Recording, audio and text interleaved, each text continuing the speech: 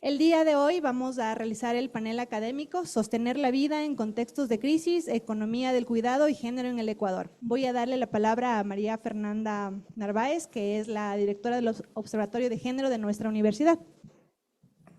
Gracias, Patti. Buenos días con todos y todas. Primero queremos agradecerle su presencia en este espacio tan importante de parte tanto del Observatorio de Género como del Laboratorio de Estudios Sociales Multidisciplinarios. Para nosotros y nosotras es muy grato contar con su asistencia y contar con las panelistas que nos acompañan en esta jornada. Voy a dar también el micrófono a Fernando también para que nos ayude con unas palabras de bienvenida. Muchas gracias, Fernanda. ¿Qué tal? Yo soy el director del Laboratorio de Estudios Sociales Multidisciplinarios de la Universidad UTE. Voy a dar unas pequeñas palabras de introducción al tema y por qué es importante y por qué es un problema que es muy de actualidad. Tradicionalmente la economía, como lo conocemos como disciplina, se ha centrado siempre en aquellos objetos que tienen valor económico medible por un precio, ¿no?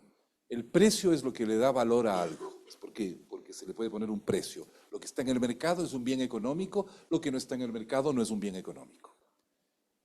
Pero más modernamente, nosotros sabemos, y hay toda una línea de pensamiento, que demuestra que hay muchísimos bienes y muchísimos servicios que no están en el mercado, que no se transan, que no tienen precio y sin embargo tienen un alto valor para las personas. Una rama importante de estos bienes, ¿no?, son lo que podríamos llamar los que se derivan de la economía del cuidado. ¿Y qué es la economía del cuidado?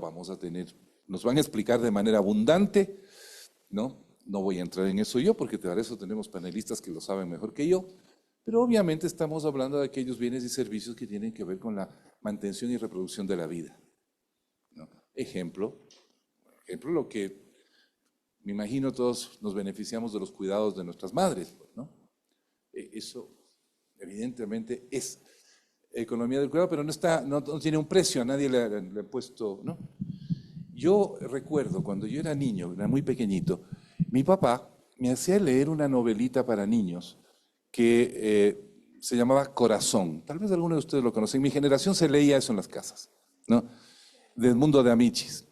Y yo me acuerdo de una de las historias que mi papá me hacía leer, de un niño, ¿no es cierto?, que hizo algunos servicios, algunas vueltas, algunos mandados de sus papás, y luego llegó con la cuenta, ¿no? Fui a dejar tal cosa a tal parte, fui de compras a tal otro lugar, le cuidé a mi hermanita, es tanto, ¿no es cierto? Papá vio esto, dijo, muy bien, hijo, ahora te voy a pasar yo mi cuenta, ¿no es cierto? Cuando naciste, tantas noches sin dormir, cuando fue tantos almuerzos que se te preparó tu mamá y que te preparé yo, las salidas a pasear, suma tanto. Aquí tienes la cuenta, hijo, ¿me pagas, por favor? Y eso era una historia precisamente para poner de relieve, y esto era del siglo XIX, ¿no?, para resaltar la enorme cantidad de valor que circula en la economía del cuidado. O sea, si uno hace la cuenta y le pone un precio a todo lo que nuestros papás o nuestros cuidadores o cuidadoras a lo largo de nuestra vida, porque el cuidado sigue en la vida, o sea, los cuidados es algo permanente. Si le quisiéramos dar econométricamente un valor a eso, la cuenta saldría colosal. Pero no salen las cuentas nacionales. No es parte de la riqueza de un país. No es parte de lo que se mide en el PIB, no es parte de lo que los organismos internacionales usan para, por ejemplo, clasificar las economías. Termino preguntándole solo una cosa. Si nosotros vemos las remesas de los migrantes, ¿no son acaso la exposición monetaria de lo que significó para ese migrante todos los cuidados que recibió de su familia extensa y nuclear a lo largo de su vida? Porque ese es el pago de la gratitud. Pero la gratitud se traduce en dinero. ¿Y cuánto dinero? Este país ha sido sostenido muchas veces y sigue siendo sostenido por el pago que hacemos súbitamente nos damos cuenta, ¿no? Yo dejé una familia que me cuidó, ahora yo tengo que retribuir y yo le doy el valor a eso, ¿no? Las remesas deberían ser vistas en parte al menos como como una revelación, ¿no?, de lo que implica el cuidado como parte del valor que esta sociedad genera. Y no lo hacemos normalmente. Así que ahora vamos a ver eso, vamos a estudiar cuidadosamente desde muchas perspectivas esta enorme economía sumergida, no visible, no valorada, no apreciada, ¿no?, negada, invisibilizada, que sin embargo sostiene a nuestra sociedad y a los países, a todos los países en realidad, o a buena parte de ellos. Así que les voy a dejar entonces para que presentes a nuestras ponentes y podemos empezar. ¿Sí? Muchas gracias, Fernando, y muchas gracias a todas las personas que siguen llegando a este evento. Les invitamos a tomar asiento en las sillas que están vacías, por favor. Voy a explicar un poco la modalidad del evento. Este evento se desarrollará a través de una modalidad de panel académico interdisciplinario. Cada expositora contará con un tiempo de 20 minutos para realizar su disertación. Y una vez concluidas las intervenciones, se abrirá un espacio para preguntas al público. Nos ayudarán a pasar unos papelitos para que realicen sus preguntas y después, al terminar las intervenciones de las expositoras, leeremos esas preguntas para que sean respondidas. Este panel interdisciplinario analizará 4 cuestiones fundamentales acerca del cuidado. El cuidado y su relación con los derechos, el cuidado y la violencia, el cuidado y su relación con el capitalismo y el cuidado y su relación con el territorio. Voy a hacer la presentación de las panelistas que nos acompañan en esta mañana. Tenemos a María Verónica Espinel Gaona. Ella posee una maestría en Derechos Humanos, es abogada y mediadora especializada en políticas públicas y justicia de género. Durante los últimos 20 años se ha desempeñado como funcionaria nacional e internacional en varias agencias de Naciones Unidas y ha liderado la política judicial en materia de género y acceso a la justicia desde el Consejo de la Judicatura. También ha brindado asistencia técnica a varias instituciones públicas, ONGs nacionales e internacionales y ha realizado propuestas investigativas. Es autora de varios documentos y además docente. En esta mañana, Verónica nos hablará acerca de los cuidados y su influencia en la vida, la economía y el acceso a derechos de mujeres y niñas. En segundo lugar, tenemos a Jimena Cabrera Montúfar, quien es socióloga con una maestría en estudios de la cultura, mención en género y una especialización en políticas públicas y trabajos del cuidado desde un enfoque de género. Cuenta con más de 10 años de experiencia en investigación, docencia y gestión de políticas públicas con un enfoque en derechos humanos, género y movilidad humana. Ha trabajado en diversas instituciones, tanto a nivel nacional como internacional, desarrollando proyectos de investigación y creando políticas públicas orientadas a la defensa de los derechos de las mujeres y las personas en situación de vulnerabilidad. Actualmente es la encargada de Derechos Humanos en Cáritas, Ecuador. El tema que abordará Jimena es la defensa del cuidado de la vida, mujeres defensoras y las redes de cuidado en el contexto actual de violencia. Tenemos en tercer lugar a Daniela Pérez, quien es economista por la Universidad de las Fuerzas Armadas, es investigadora y articulista, ha colaborado en el medio de comunicación alternativo El Debate C, en Revista Crisis y en Wambra Medio. Participa desde su rol como economista. Y esta mañana nos va a hablar acerca del capitalismo caníbal y crisis de los cuidados, el impacto del feriado bancario en las mujeres de Quito entre 1999 y el año 2003. Y además nos acompañan virtualmente 2 mujeres que pertenecen a la organización social Yuturiguarmi. Una de ellas es Elsa Cerda, es una mujer indígena de la comunidad serena que se encuentra en Napo, es una lideresa que ha hecho del servicio y la defensa del territorio su camino de vida. Como presidenta de su comunidad y organización social, ha impulsado procesos que fortalecen la identidad cultural y el bienestar colectivo. Hoy Elsa lidera esta organización Yuturiguarmi y es la primera guardia indígena conformada y dirigida por mujeres en Napo. Desde allí, junto a otras mujeres defensoras, protege activamente a su territorio frente al avance de la minería y a las amenazas extractivas. Y finalmente tenemos a Estefanía de la Mora, quien es abogada y actual directora ejecutiva de la organización social Yuturiguarmi y cuya trayectoria ha estado profundamente vinculada a la defensa del trabajo territorial y al acompañamiento de comunidades de procesos de fortalecimiento organizativo, defensa de derechos colectivos y liderazgo de mujeres. Tanto Elsa como Estefanía nos van a hablar en esta mañana sobre territorio, comunidad y cuidado en un contexto de resistencia ambiental. Con esta presentación de los ponentes, yo cedo la palabra a Verónica Espinel.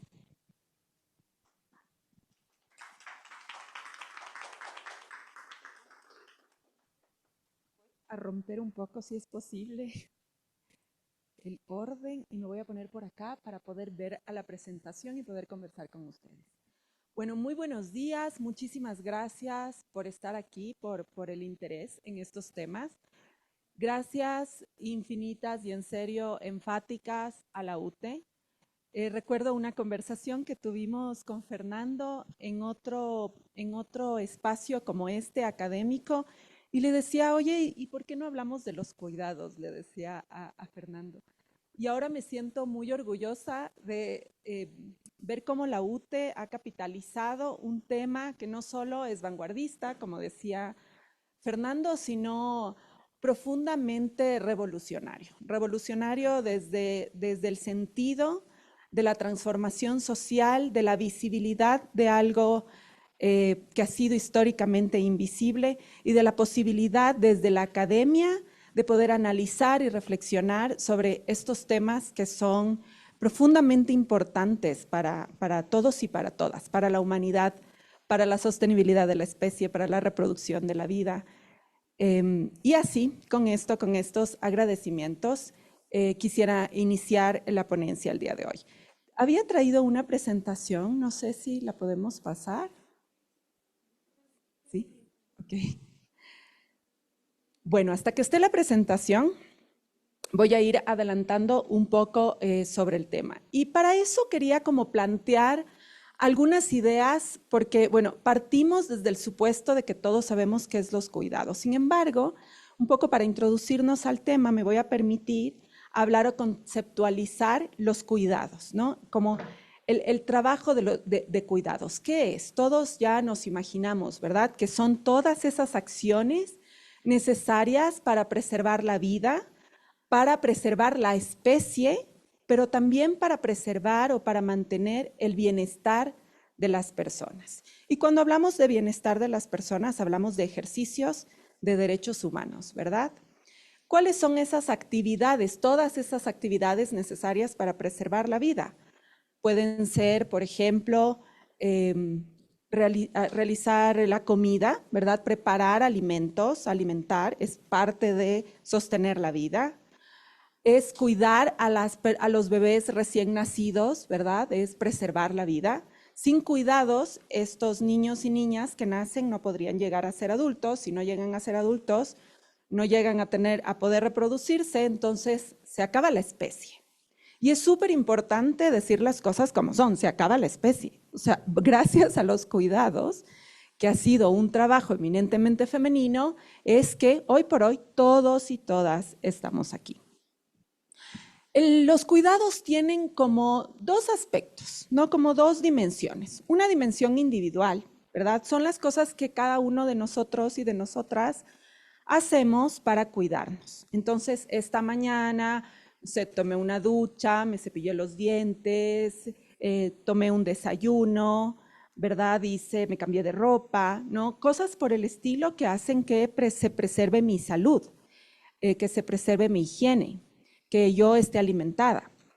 Trato de comer bien, trato de hacer ejercicios, este tipo de cosas, esta dimensión individual de los cuidados que es denominado el autocuidado, es una de las dimensiones. Pero otra dimensión es la dimensión social, la dimensión colectiva. ¿Qué pasa cuando aparentemente una persona sana, bueno, no aparentemente, espero que yo sea una persona sana, como yo, que no tiene una discapacidad, que no tiene una necesidad médica específica, de pronto tiene una situación, ya sea por la existencia misma y por los límites de la existencia misma, o por situaciones temporales o permanentes que hacen que yo requiera del apoyo o de los cuidados de otra persona, que incluso dependa de esos cuidados de esa otra persona, perdón, María Fernanda, de esos cuidados de esta otra persona para mi bienestar e incluso para cuidar mi vida, ¿verdad? Hace un tiempo comí algo que me hizo mal, que me llevó al hospital. Cuando me sentí mal, yo necesité que alguien me ayude para ir al hospital. En el hospital necesité atención médica de un enfermero, de un médico, de una enfermera, para que atienda mi situación. En ese momento yo dependía de otras personas, pese a que hoy por hoy estoy aquí y tal vez no necesite de esa otra persona para cuidarme. Entender esto, tanto en el ciclo de vida, en las edades, ¿verdad? Un bebé, una persona adulta mayor, una persona con discapacidad, una persona en estado, una mujer en estado de gestación. Pero además de esos momentos de vulnerabilidad, todos y todas necesitamos cuidados eventualmente, en algún momento de nuestras vidas. Comprender eso es comprender la dimensión social, comunitaria, pública del cuidado. No como un asunto privado, sino como un asunto público, de conservación de la especie, de conservación de la vida, del bienestar y del ejercicio de derechos humanos. En ese sentido, sería como lógico creer y pensar que el cuidado es un derecho humano. No obstante, y pese al desarrollo normativo, muchas normas de derecho internacional de los derechos humanos, pero también ya estamos en la segunda o tercera. Aquí, sí, no sé por qué sale así un poco grande. Pero bueno, tanto en el derecho internacional de derechos humanos como en las constituciones y en el análisis comparado que hacemos también de las constituciones, encontramos que hay muchas instituciones jurídicas, muchos derechos que tienen como componente el derecho al cuidado. Por ejemplo, en el Ecuador tenemos en nuestra Constitución, en la Convención de los Derechos del Niño, en nuestra Constitución y en el Código de Niñez y Adolescencia, el derecho a la familia. Y cuando se describe el derecho a la familia en el Código de Niñez y Adolescencia, dice los niños, niñas y adolescentes tienen derecho a tener relaciones duraderas, significativas con el padre, con la madre y con su familia ampliada. Cuando estamos hablando de relaciones duraderas y significativas, hay un componente intrínseco de cuidado en esta redacción. No obstante, no hay un derecho autónomo de este niño o niña al cuidado. Lo mismo pasa con otras instituciones jurídicas, como la patria potestad, que es el conjunto de deberes y obligaciones de los padres con respecto de sus hijos e hijas. Ahí también hay intrínseco un componente de cuidado. Y así en otras normas, en normas específicas o especializadas en temas de discapacidad, de adultos mayores, en los procesos de gestación, en el derecho a la salud, en el derecho a la vida, ¿verdad? En el derecho a la familia, a la unidad familiar. A muchos otros derechos hay un componente del derecho al cuidado, pero no existía o no es suficiente, no ha sido suficiente que formen parte el cuidado de otros derechos, sino que es necesario que exista un derecho autónomo al cuidado. ¿Por qué? Porque esto invisibiliza situaciones como, por ejemplo, ¿qué pasa si no recibo cuidados? ¿Cómo yo exijo el derecho al cuidado como tal, más allá del derecho a la patria potestad, a la familia, a la unidad familiar, a la salud, a la vivienda? ¿Verdad? ¿Cómo yo jurídicamente lo exijo también? ¿Cómo judicialmente lo exijo? Entonces es muy importante comprender al derecho como un derecho autónomo. Y es así que la Corte Interamericana de Derechos Humanos, ya estamos en la siguiente diapositiva, qué pena que esté así sí, qué raro. Bueno, la Corte Interamericana de Derechos Humanos recibió una solicitud de opinión consultiva de la República de Argentina. Le hacía 3 preguntas la República de Argentina a la Corte Interamericana de Derechos Humanos.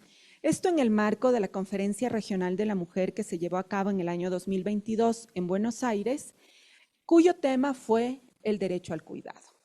En ese marco se le hace una consulta a la Corte Interamericana y la Corte Interamericana, en su opinión consultiva del 12 de junio del 2025, dice, sí, existe un derecho autónomo al cuidado que tiene que ser o que es derivado, ¿verdad?, de los artículos 4, 5, 7, 11, 17, 19, 24, 26 y 1.1 de la Convención Americana de Derechos Humanos, ¿verdad? Y es así como hoy por hoy tenemos, gracias a esta opinión consultiva, un antecedente jurisprudencial de una alta corte internacional que nos permite justiciar el derecho al cuidado como un derecho autónomo.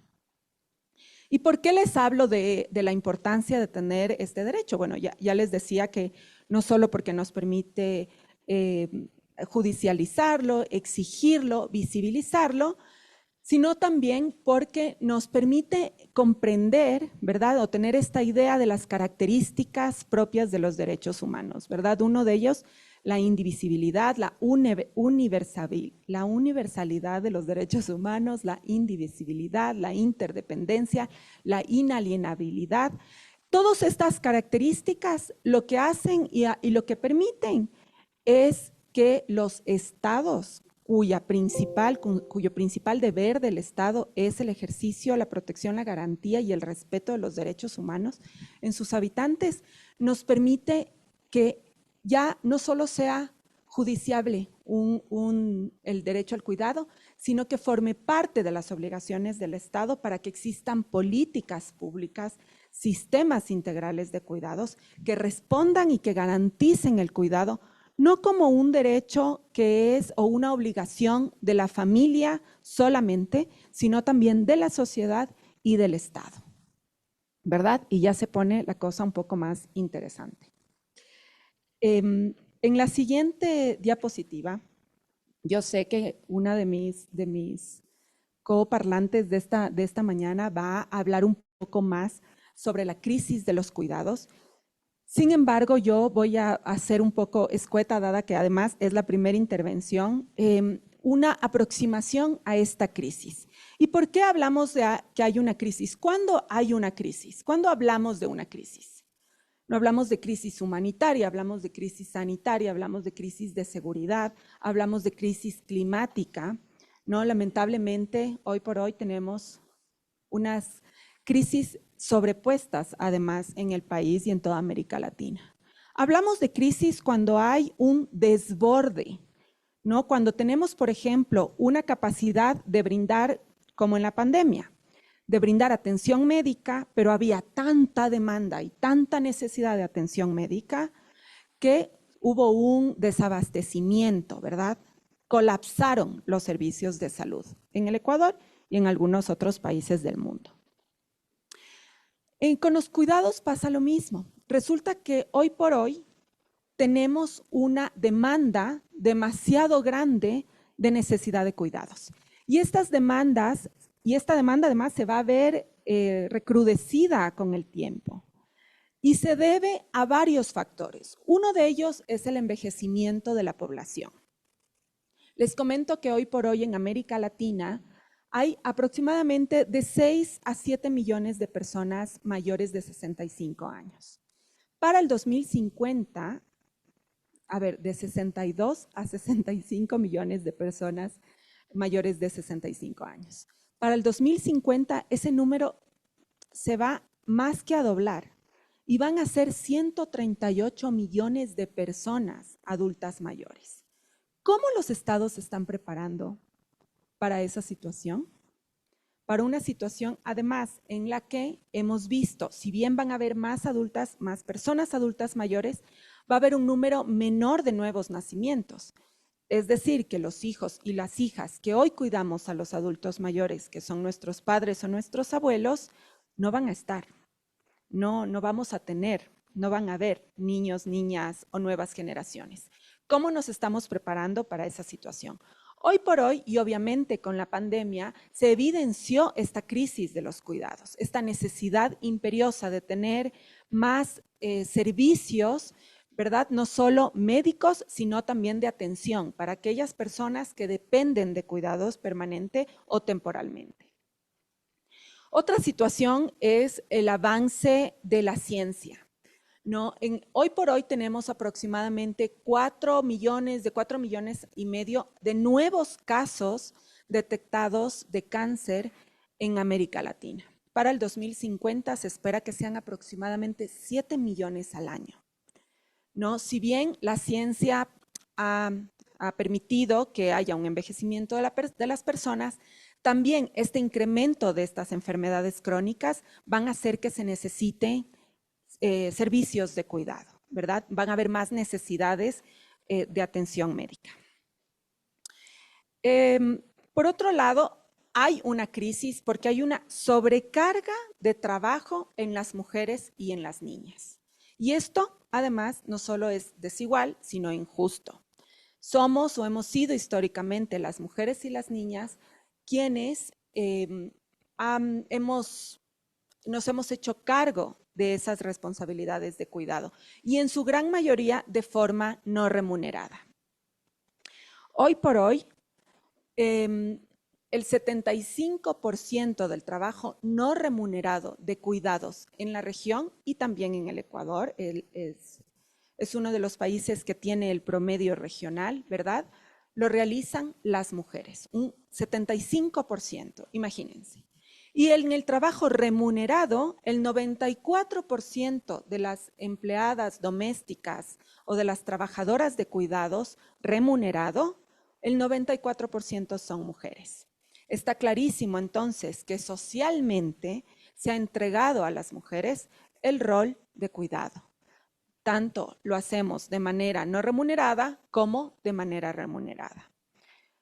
Esta sobrecarga en lo privado, en lo familiar, es súper evidente. En Ecuador, las mujeres trabajan de manera no remunerada en tareas de cuidados de 7 a 30 horas semanales más que los hombres, ¿no? Entonces, aquí lo que vemos además es una situación desequilibrada.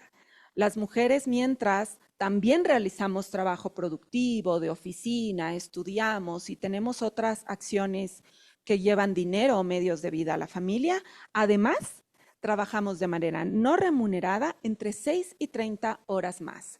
Significa que en nuestros cuerpos, en nuestras vidas y en nuestro tiempo se ha recargado o se ha sobrecargado una tarea fundamental para la reproducción y sostenibilidad de la vida, ¿no?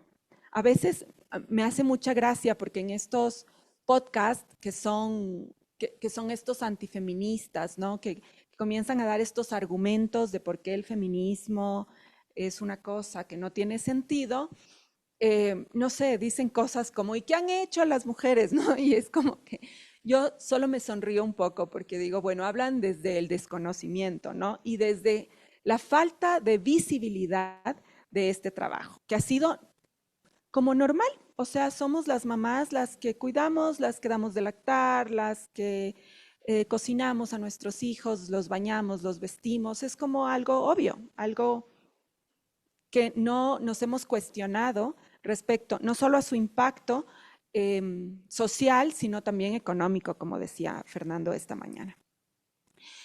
El problema de la no remuneración es que nos empobrece o que históricamente ha empobrecido a las mujeres. Mientras las mujeres estamos trabajando y luego cuidando de entre 7 y 30 horas más cada semana, no tenemos tiempo para producir, para aprender, para participar, para estudiar, para tener un rol más protagónico en la toma de decisiones sociales. Estamos ocupadas, nos han mantenido ocupadas, haciendo un trabajo importantísimo, pero no remunerado y por lo tanto empobrecido, ¿no? Nos ha empobrecido. Aquí cabe mencionar que no es casual que de cada 100 hombres pobres en la región hayan 120 mujeres pobres en la región. No es casual conocer y saber que aunque las mujeres hoy por hoy alcanzamos un mayor nivel educativo que los hombres en promedio, ¿verdad? Las mujeres alcanzamos mayor nivel educativo, estudiamos, somos mejores estudiantes también en las universidades, en los colegios, en las escuelas, Esto no es directamente proporcional a las oportunidades y al desarrollo del empleo, en el empleo, ¿verdad? Productivo.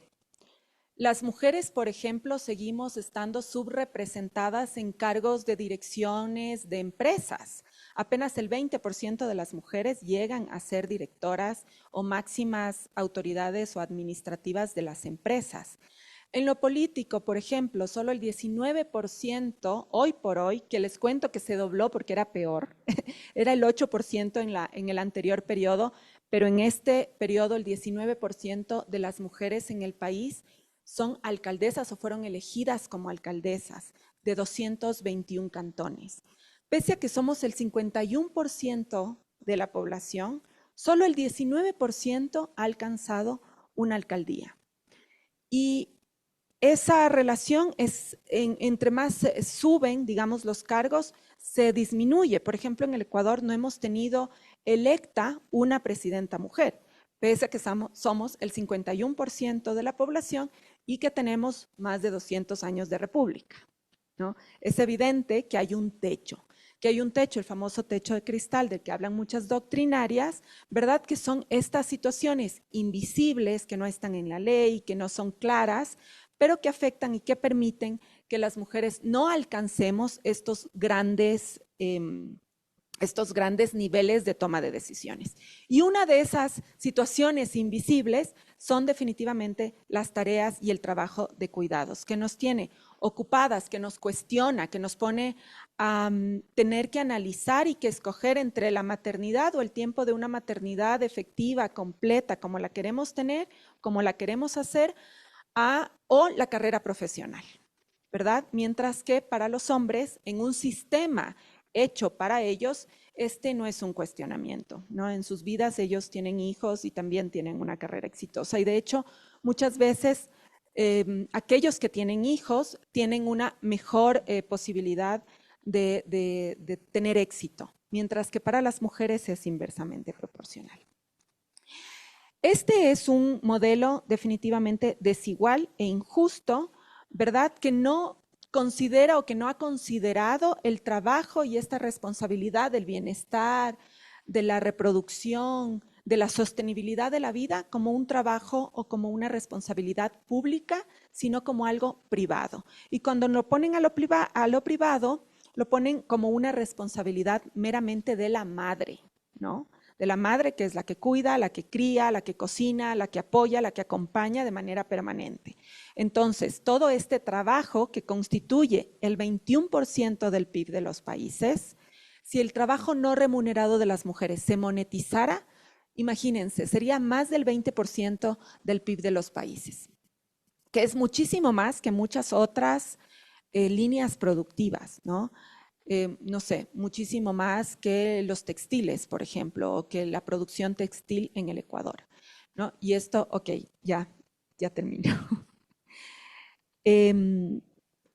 Cabe mencionar que hay también una insuficiencia de respuestas públicas. Al no tener este entendimiento del trabajo como lo público, no tenemos servicios donde las mujeres podamos acompañar el cuidado. No, es el tema de la corresponsabilidad. Y para no alargarme, porque seguramente además van a conversar, sigamos dos más, pasémonos a la última, porque ya hemos hablado un poco de la crisis de los cuidados. Bueno, me encanta no sé si ustedes han visto este gráfico, que es como en esta carrera, en donde están los hombres y las mujeres tienen como la ropa, la lavadora, ¿no? Bueno, pues también ahí hay niños, ¿no? Que falta en ese gráfico algunas otras barreras que un poco grafican, ilustran, ¿no? Esto que les estaba diciendo, de cuáles son estas situaciones invisibles que hacen que las mujeres no alcancemos el mismo desarrollo, las mismas oportunidades en sectores de toma de decisiones políticos, empresariales, como los hombres. Y por qué en nosotras se concentra la pobreza, la desigualdad. Bueno, la siguiente. Entonces, para terminar, algunas agencias de Naciones Unidas, entre ellas ONU Mujeres, ha hablado de las 5 R's para transformar esta realidad injusta. No, hablan de reconocer el cuidado, que es hacer lo que estamos haciendo ahora, es visibilizarlo, es reconocerlo, pero también es medirlo y ojalá monetizarlo. Es decir, que existan políticas públicas que puedan entregar a las mujeres que cuidan sin remuneración, o a los cuidadores, también hombres, sin remuneración, una cantidad de dinero que permita dinamizar la economía y que permita además representar de manera justa ese 20% del Producto Interno Bruto. Reducir. Cuando hablamos de reducir, no es que las mujeres queremos cuidar menos, porque, por ejemplo, aquellas que hemos sido madres porque hemos querido serlo, valoramos muchísimo la posibilidad de compartir, de cuidar a nuestros hijos. Es tener la posibilidad de hacerlo menos de tal manera que tengamos que sea un equilibrio entre la vida profesional y entre los distintos facetas de una mujer, la vida artística, profesional, el desarrollo, en todos los sentidos, sin que cuidar sea una situación que no le permita hacer estas otras cosas. Reducir un poco el trabajo, redistribuirlo entre los hombres, entre otras personas de la familia. No puede ser que el 75% del trabajo no remunerado esté en las mujeres y apenas un 24% en los hombres. Creo que podríamos ir equilibrando eso desde la manera, desde lo familiar. Y esto requiere de políticas públicas que incentiven el involucramiento de los hombres, ¿verdad? Que incentiven en normas laborales, de permisos, impuestos, no sé, algunos mecanismos ya nos contarán más nuestras compañeras. Recompensar, que es justamente poder monetizar, como yo les decía, el trabajo de cuidados, pero también visibilizar el trabajo de cuidados remunerado, que es un trabajo que expone a las mujeres a la violencia, o sea, es uno de los factores de riesgo para sufrir violencia en el ámbito laboral es ser empleada doméstica. Están expuestas a violencia sexual, física, psicológica, racista, etcétera, etcétera. Es recompensar y tener políticas de cuidados para que estas mujeres tengan una remuneración justa. En Ecuador, una empleada doméstica gana aproximadamente $350, $375, cuando el salario mínimo vital es $100, $120 más de eso. En la gran mayoría no están afiliadas al Seguro Social y tienen situaciones muy precarias. Hay una situación territorial también, y en esta recompensa es necesario entender que las mujeres históricamente que han prestado el servicio doméstico, por ejemplo, están racializadas y son mujeres empobrecidas.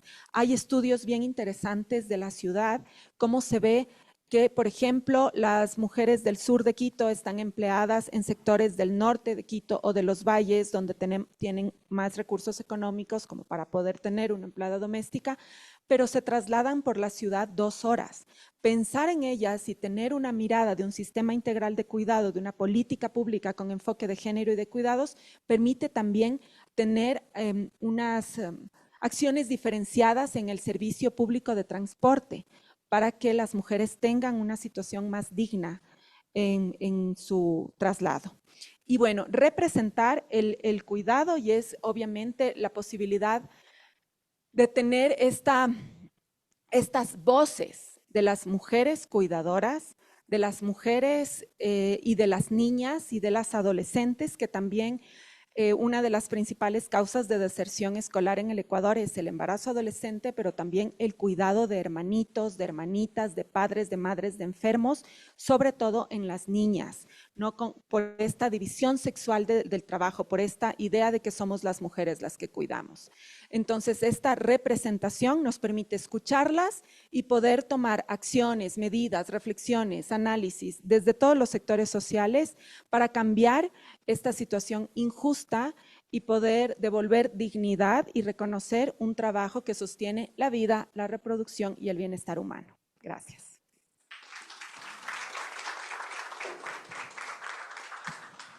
Muchísimas gracias, Verónica, por esta intervención. A continuación, vamos a darle la palabra a Jimena Cabrera, quien nos va a hablar sobre la defensa del cuidado de la vida y las redes de cuidado en el contexto actual de la violencia. Jimena. Gracias, buenos días con todas, todos y todes. Muchas gracias por haberse convocado en este espacio. Gracias a todas las personas quienes organizaron este evento, especialmente a mi compañera que fue mi compañera de la maestría. Así es que, bueno, y todas y todos quienes están acá, gracias por la invitación y por darnos el espacio también tan necesario de hablar y de reflexionar y de sensibilizarnos sobre un tema tan necesario en el momento actual en el que vivimos. Yo pues me voy a permitir hacer una ponencia, digamos, de una investigación que la estoy haciendo en desarrollo desde un par de años y bueno, con mucha tristeza, al mismo tiempo voy a dar un poco las líneas de este proceso de investigación que llevo a cabo. El título de mi ponencia se describe Defensa del cuidado de la vida, mujeres defensoras y las redes de cuidado en el contexto actual de violencia. Y cuando me refiero a la violencia, no solo me referiré a la violencia en la terminología actual, ¿no es cierto?, de esta aparente crisis delincuencial que vivimos, tanto por grupos de delincuencia organizada, sino también delincuencia no organizada y también la violencia que está ocurriendo en los territorios de nuestro país, que no tiene que ver solo con el tema delincuencial, sino también con la inmersión del Estado de una manera violenta. A partir de eso, bueno, entender un poquito, creo que todos y todas ya sabemos este marco bélico o la denominación de esta guerra interna del Ecuador. Ustedes saben que en el 2024 se decretó este documento ejecutivo, el 111, a partir del cual se declara la existencia de un conflicto armado interno en el Ecuador debido al incremento de la violencia del crimen organizado. Con ello, pues el Estado ecuatoriano reconoce a ciertos grupos como organizaciones terroristas y autoriza la intervención de las Fuerzas Armadas en coordinación con la Policía Nacional, bajo aparentes, normas del derecho internacional humanitario, porque esto todavía está en debate. Incluso tenemos a la Corte Constitucional refiriéndose, ¿no es cierto?, al no tácito de esta declaratoria e incluso a otros organismos que no han reflexionado de la misma manera con el Estado ecuatoriano y que señalan que definitivamente en el Ecuador no existe un conflicto armado interno por la falta de organicidad incluso de las propias bandas. Vemos una dispersión, un desorden, e incluso no hay un censo que nos pueda decir que definitivamente hay bandas organizadas, ¿no? Es decir, existe toda una narrativa, pero no sabemos la ciencia cierta quiénes son y cuánta organización tienen. Por lo tanto, dentro del marco jurídico y concreto de un marco de guerra y de un conflicto armado interno, esta es la esencial, es el primer paso para que se declare un decreto de tal tipo. Lo digo porque hay muchas reflexiones que hacer al respecto. Sin embargo, bueno, la violencia en el país es evidente, finalmente, y debe explicarse, digamos, de diversas formas, ¿no? Y mirando todos los frentes. Hay bandas criminales, hay un incremento generalizado de otros delitos, ¿no? En los últimos 3 años, sobre todo, los asesinatos, los sicariatos, la extorsión, los secuestros, los feminicidios, la tortura, los tratos crueles, inhumanos y degradantes que se están convirtiendo en una dinámica social importante, pero también una dinámica importante para el ejercicio de la violencia. Y bueno, entre el 2022 y 2023 ocurrió un punto de quiebre cuando los homicidios casi se duplicaron, superando los 8,000 casos en el 2023. Y en el 2024 la violencia se mantuvo muy alta, alrededor de 7,000 muertes violentas. Y en el 2025 se alcanzó un nuevo récord cercano a los 8,800 homicidios, ¿no? Consolidando una creciente tendencia, ¿no?, y sostenida, especialmente en Guayaquil y otras zonas urbanas del país, a los homicidios infringidos por bandas criminales y, como lo digo, otros actores delincuenciales, ¿no? En respuesta a esto, como sabemos, el Estado ha aplicado de forma casi permanente estados de excepción y toques de queda con alrededor de 17 decretos solo en el año 2023, muchos de ellos renovados o extendidos. La militarización en este marco se ha concentrado principalmente en la costa, como saben, en Guayas, Los Ríos, Manabí, El Oro y Esmeraldas, y ahora últimamente también en Quito, donde se registra más del 70% de los homicidios en estas provincias que acabé de señalar. Allí se han desplegado alrededor de 70,000 efectivos en distintos momentos del 2026. También se han reforzado los controles en corredores estratégicos como Pichincha y Santo Domingo, así como en la frontera norte y la Amazonía, sobre todo en provincias como Sucumbíos y Orellana, donde se enfrentan a las economías ilegales y a los grupos armados también presentes en esta zona.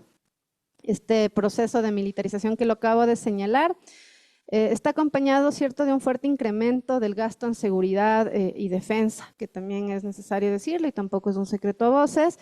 El sector defensa supera los 2.000 millones de dólares con el Ministerio de Defensa, sobre todo Fuerzas Armadas, con la entidad que tiene mayor presupuesto actualmente, ¿no?, en todo el marco de defensa del Estado. Sin embargo, y en contraste a esto, hay otras áreas del Estado que más bien fueron sufriendo muchísimas pérdidas de recursos y presupuesto. En el 2024, el presupuesto, por ejemplo, del ex Ministerio de la Mujer y Derechos Humanos se redujo en aproximadamente el 23%. Y en el 2025 fue fusionado con el Ministerio de Gobierno, eliminando su autonomía institucional. Además de esto, todas, digamos, las instituciones que estaban trabajando en relación al acogimiento de las personas, primero mujeres, ¿no es cierto?, que han sufrido y más bien han sobrevivido a violencias de género, estuvieron sufriendo ya una situación muy precaria en los atrasos de sus pagos, y ahora también se nota y es evidente por las denuncias públicas que hay, ¿no es cierto?, de muchas casas de acogida y de muchas instituciones que están trabajando con mujeres sobrevivientes, con personas adultas mayores, con personas que tienen alguna discapacidad, que se incrementó su trabajo de cuidados, su trabajo de poder generar bienestar a esta población en situación de vulnerabilidad y riesgo en relación al conflicto que vivimos de violencia en el Ecuador, ¿no? Es decir, ya las casas de acogida que se dedicaban a acompañar a nuestras hermanas sobrevivientes de violencia también están dedicadas a otras situaciones importantes como resguardar la vida también de adolescentes, de personas adultas mayores en los territorios. Se ha incrementado esta dinámica sin que sus recursos se hayan incrementado, ¿no? Entonces esto también es como muy valioso decirlo. Y bueno, se preguntarán por qué este contexto, porque es el contexto en el que nos vamos a manejar en relación a la defensa de la vida, a la defensa del cuidado de la vida en una situación muy particular que está viviendo el país porque no era antes conocida, ¿no?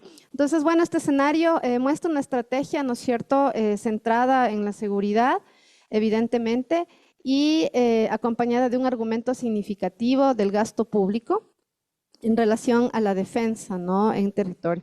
Y finalmente, esto, digamos, produce una serie de situaciones a nivel territorial con las mujeres defensoras de derechos, quienes han cuidado la vida históricamente, y en el sentido también de lo que Verónica explicaba, ¿no?, de esta noción básica del cuidado en la que el cuidado siempre estará basado en el poder mirar, ¿no es cierto?, la vida, el bienestar de la vida como principio y como pilar fundamental. Las mujeres han sido históricamente también en el país quienes han estado cuidando, no solo digamos, en la esfera privada, sino también en la esfera pública.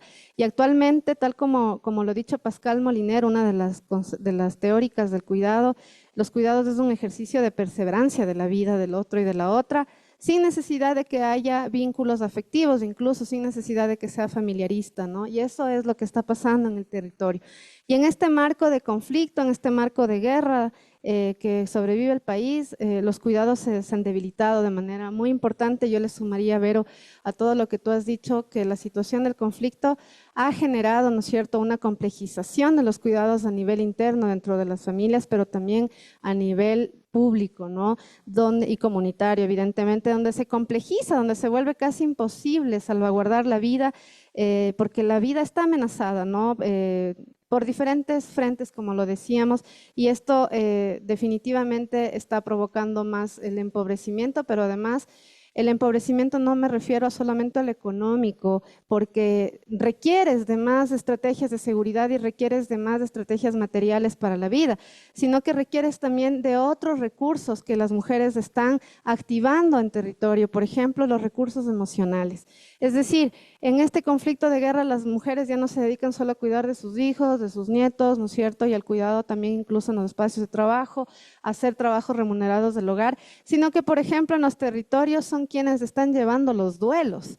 Son las mujeres quienes están, por ejemplo, trabajando en poder de alguna manera salvaguardar las emociones del tejido social en sus territorios. Son las mujeres quienes generan los duelos colectivos y son las mujeres quienes, por ejemplo, están cuidando de que ese territorio de alguna manera no olvide, haga memoria, pero al mismo tiempo puedan generar estas redes de duelo acompañado, que tiene que ver con el cuidado de la vida, porque donde hubieron asesinatos, donde hubo crimen organizado, definitivamente se queda una ruptura del tejido social y emocionalmente también un confinamiento de las personas en esos territorios, que muchas de ellas no pueden salir por el conflicto en el que se encuentran, ¿no? Lamentablemente sobreviviendo. Y a esto hay que sumarle, ¿no es cierto?, el poco tiempo que les queda también a las lideresas en los territorios para poder hacer este trabajo, que definitivamente se lo hace, pero se le hace de una manera precarizada y donde sus vidas están corriendo definitivamente riesgo, ¿no? Entonces, creo que esto es como muy importante señalarlo en función del conflicto que estamos llevando, y con esto voy, perdón, acabando.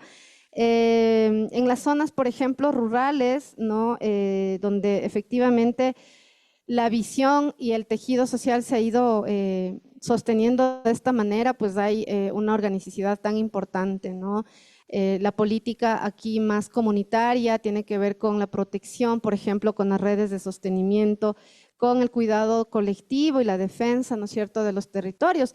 Yo trabajo en este tema de derechos humanos y muchas de las mujeres nos decían que son ellas quienes incluso están de alguna manera conversando y negociando los espacios y los barrios para que sus hijos, sus adolescentes no sean reclutados, por ejemplo.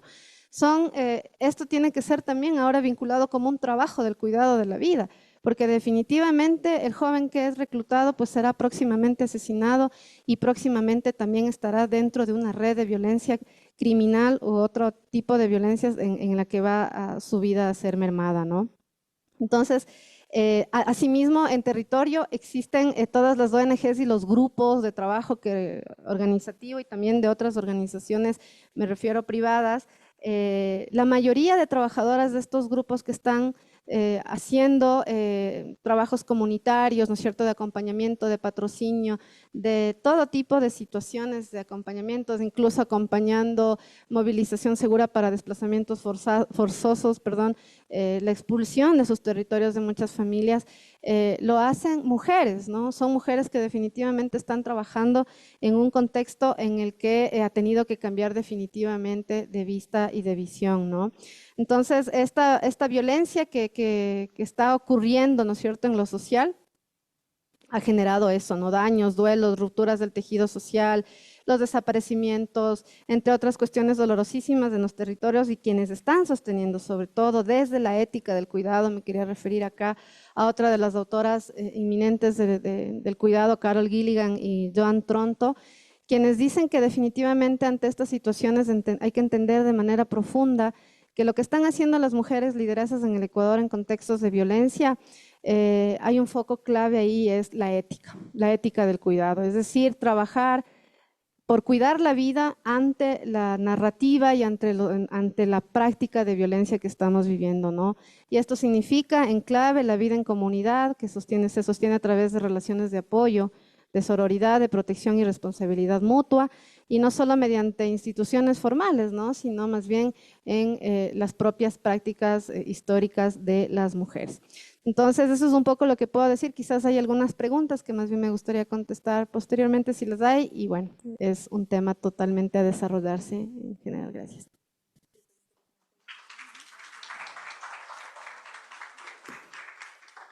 Muchísimas gracias, Jimena, por su valiosa intervención. A continuación, le cedo la palabra a Daniela Pérez, quien nos va a hablar sobre un tema relacionado con el cuidado y el capitalismo. Bueno, muchas gracias. Buenos días con todos y con todas. Les agradezco mucho por la invitación. Estoy muy feliz de compartir este panel con compañeras que hablan también sobre los cuidados. En este caso, bueno, mi investigación habla y, bueno, mi temporalidad es en la dolarización, ¿ya? También es en el feriado bancario. Yo me preguntaba desde que estaba estudiando economía, muchas veces los economistas tenemos y tendemos a utilizar los datos de una manera muy fría. ¿sí? O sea, los datos siempre están presentes, nos ayudan, sí, pero yo necesitaba darle rostro a esos datos. Entonces, antes de mi investigación, existieron como algunas investigadoras que fueron pioneras de los cuidados, como Alison Vascones, que ella pues investiga un poco a las mujeres dentro de esta temporalidad. Pero siempre, más que nada, se ha visto investigaciones sobre qué pasó con la moneda, qué pasó en el PIB, pero nunca nos detuvimos a saber qué pasó con las mujeres, ¿no?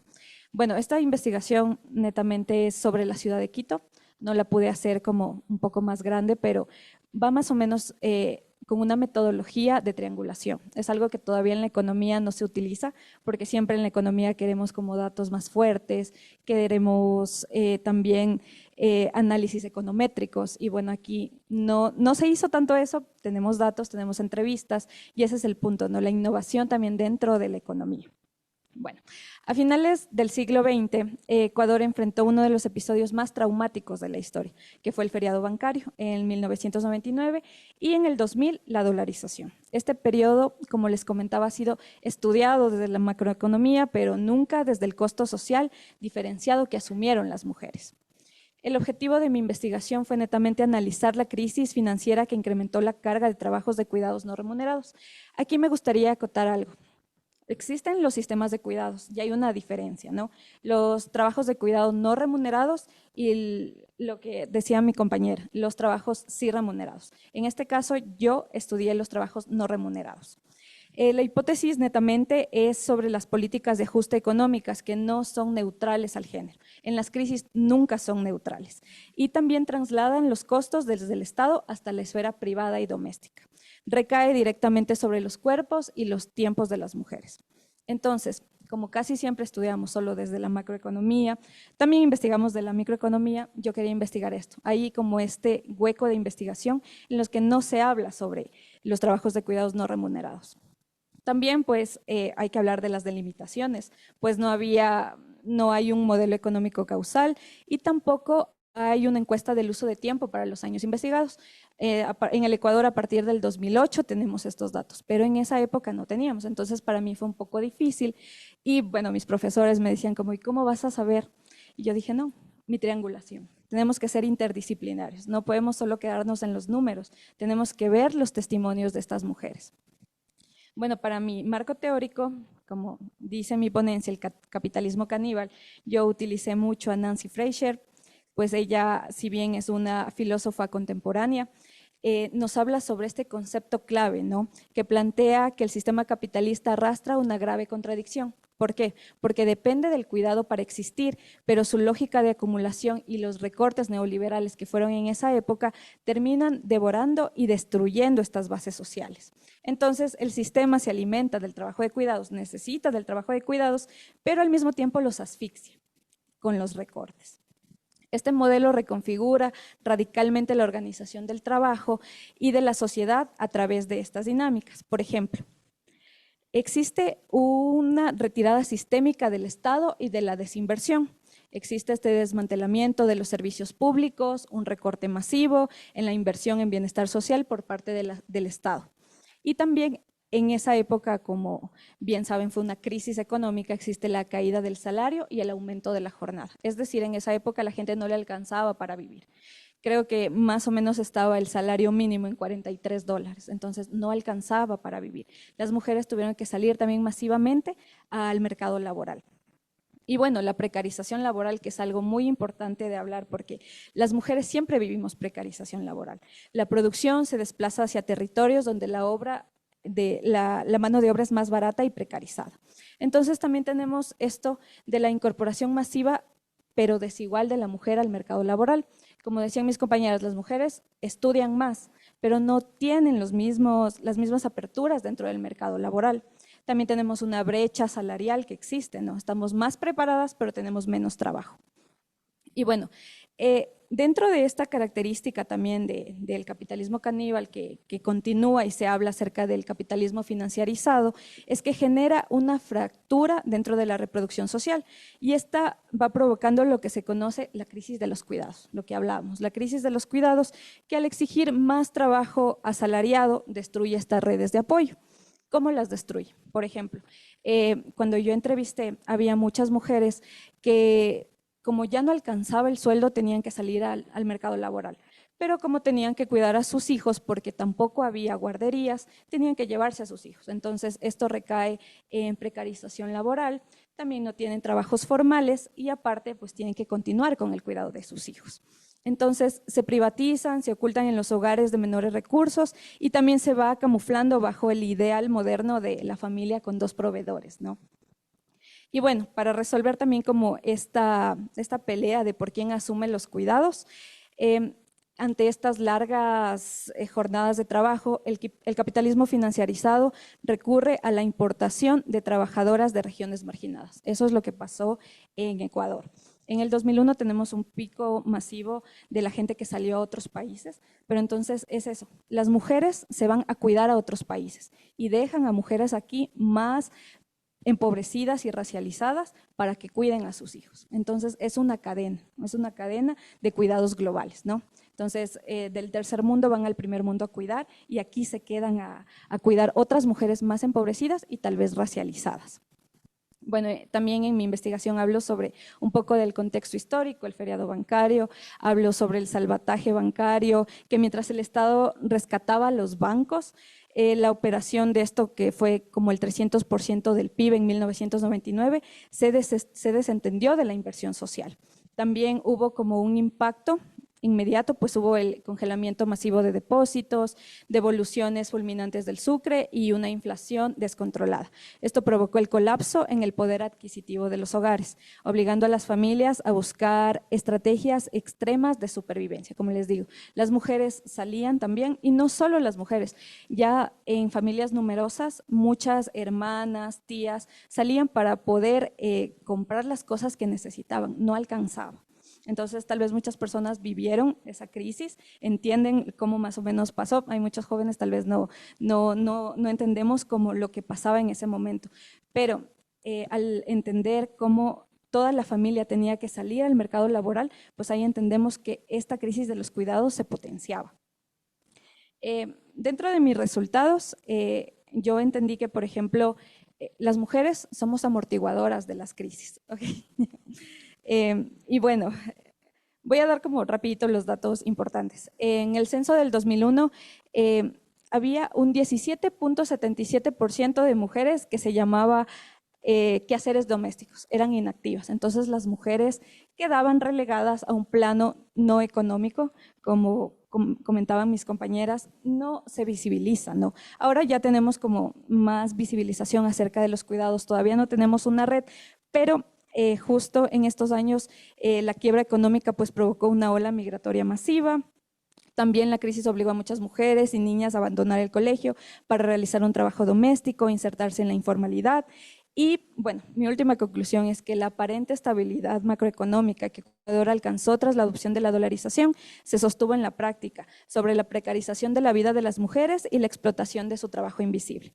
Y bueno, la historia del feriado bancario no es solo financiera, es profundamente humana y en este caso de género. Es urgente que el Estado ecuatoriano también reconozca los cuidados como un derecho humano y una función pública esencial. Eso. Muchas gracias.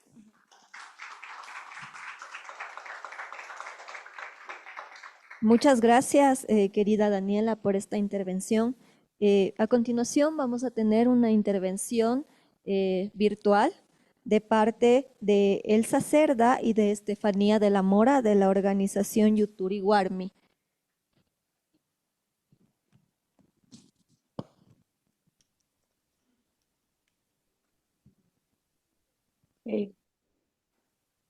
Hola, buenos días. ¿Me pueden confirmar si pueden escuchar mi audio, por favor?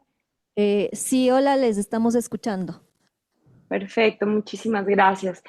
No sé si me pueden ayudar con la presentación también. Elsa se está conectando. Listo, estamos ya Mu- ahorita encargándonos del aspecto logístico. Muchas gracias, Estefanía. Muchas gracias a ustedes.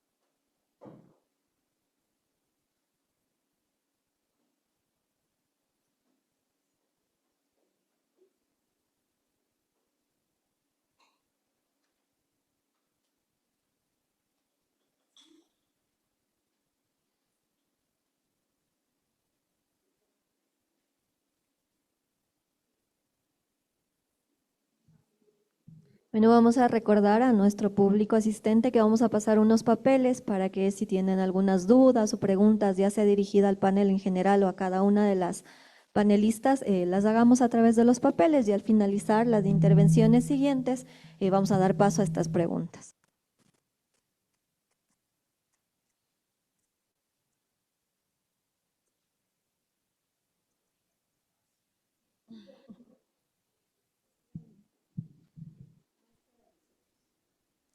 Listo, está proyectada la presentación, querida Estefanía. ¿Nos escuchan?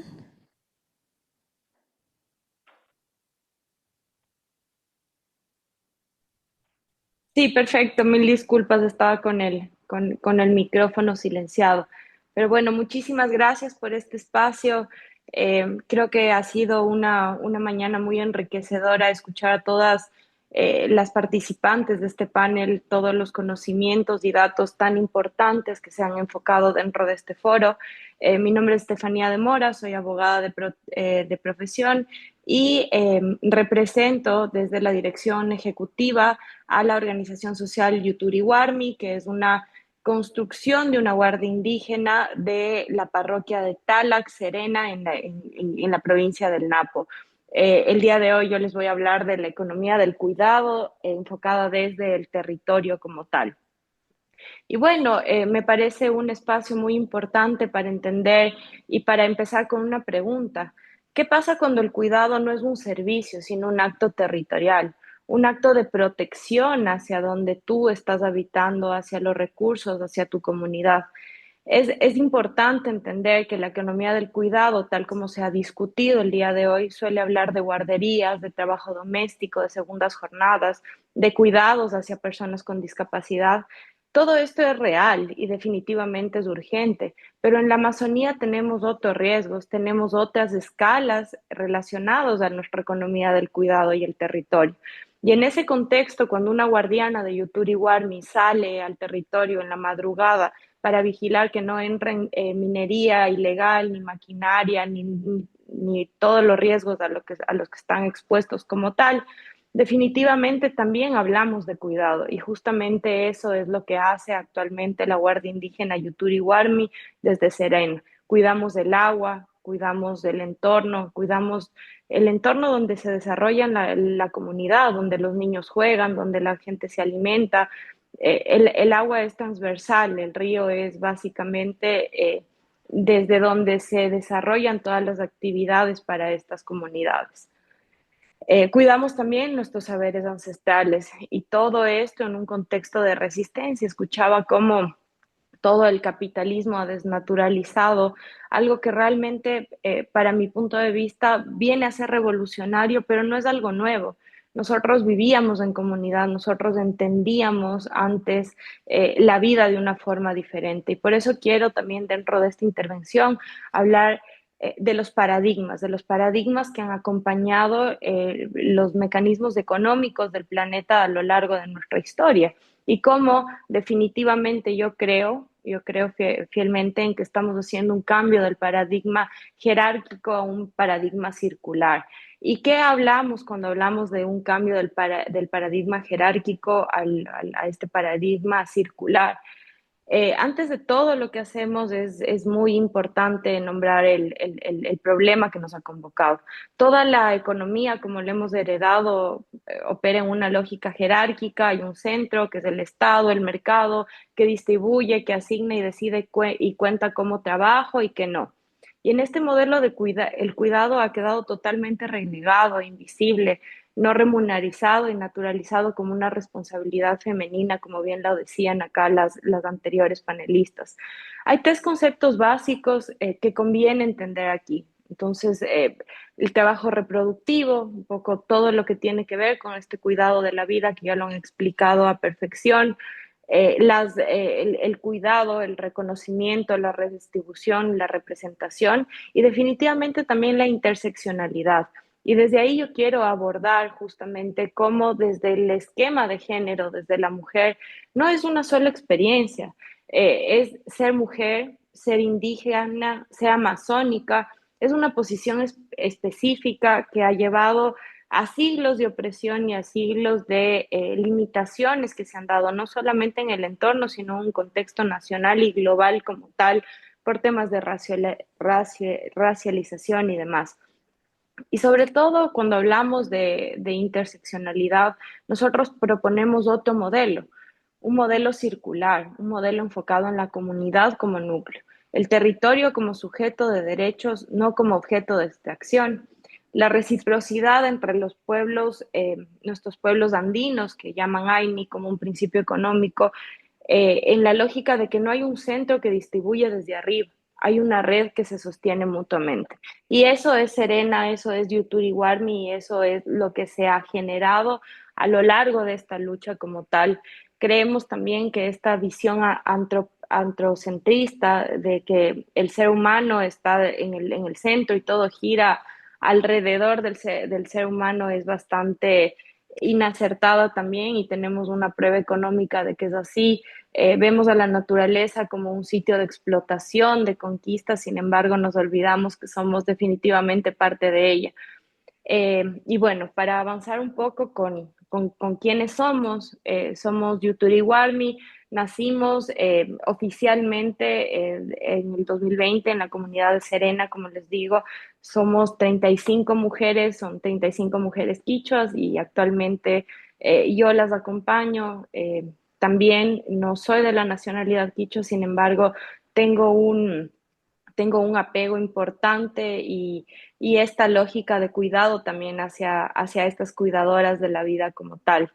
Es importante entender que operamos en red con 4 comunidades y hemos conseguido, pese al poco tiempo que estamos vigente y que nos hemos legalizado como tal, como una estructura social, hemos tenido ya algunas victorias, sobre todo legales, porque también la organización no ha sido únicamente cuidar desde lo territorial, desde la guardia, el territorio como tal, sino también implementar algunas estrategias jurídicas, algunas estrategias comunicacionales para poder hacerle frente a esta gran lucha que se ha dado dentro del territorio contra la minería ilegal.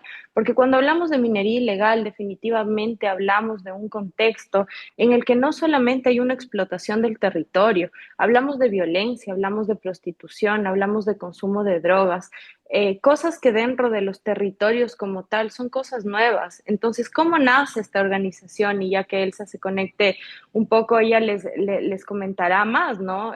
Todo esto nace porque empieza a llegar en pandemia toda la explotación que llegó a la zona del Napo, en el Jatunyacu, y definitivamente la minería llegó con mucha violencia, llegó el sicariato, algo que nunca antes se veía en las comunidades.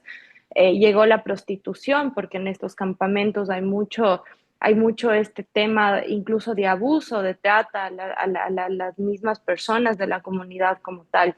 Y en todo esto quienes se organizaron fueron las mujeres, los hombres de alguna manera por todo el tema de sostener los núcleos familiares, de alguna forma se veían intencionados a participar dentro de estas actividades. Sin embargo, las mujeres entendieron que el cuidado y la vida va mucho más allá de réditos económicos que puedas tener de forma inmediata al realizar este tipo de trabajo.